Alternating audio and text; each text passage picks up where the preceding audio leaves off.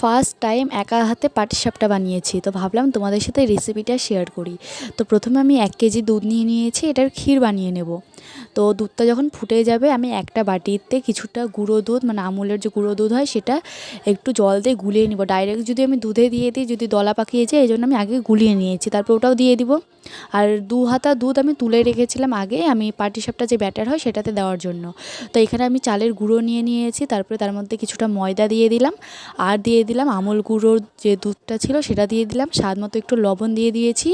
আর idea মতো খেজুরের গুড়টাকে আমি গুলিয়ে নিয়েছিলাম, তারপরে ওটা ওর মধ্যে দিয়ে দিয়েছি, দিয়ে এটাকে ভালো করে মেখে নেব। মেখে নেওয়ার পরে তার মধ্যে দিয়ে দেবো আগে থেকে যে 2 হাতা দুধ আমি তুলে রেখেছিলাম সেটা দিয়ে ওটাকে ভালো করে মেখে, তারপরে যদি জল লাগে পরিমাণ মতো জল দিয়ে এই সুন্দর ব্যাটারটা আমি করে নিয়েছি। নেওয়ার পরে ওইদিকে দুধটাও আমার প্রায় হয়ে এসছে, মানে অনেকটাই কমে গিয়েছে। তারপরে তার মধ্যে আমি কিছুটা কাজু কুচি কুচি করে কেটে দিয়েছি, দিয়ে যখন অনেকটাই কমে আসবে তার মধ্যে আমি খেজুরের গুড় দিয়ে দিয়েছি, সব নিজের আইডিয়া মতো দিয়েছি আমি।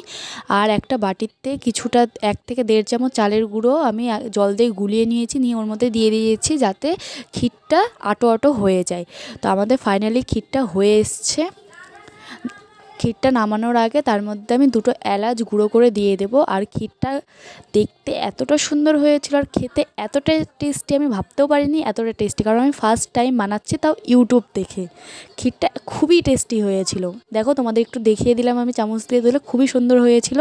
ক্ষীরটা ঠান্ডা করে নিয়ে পিঠে বানাতে বসে পড়লাম। তো কড়াইয়ে প্রথমে আমি তেল ব্রাশ করে দিয়েছি, তারপরে ব্যাটারটা দিয়ে পাটিসাপটা যেভাবে বানাই সেভাবেই দেখো তোমাদেরকে আমি একটা করে দেখিয়ে দিলাম।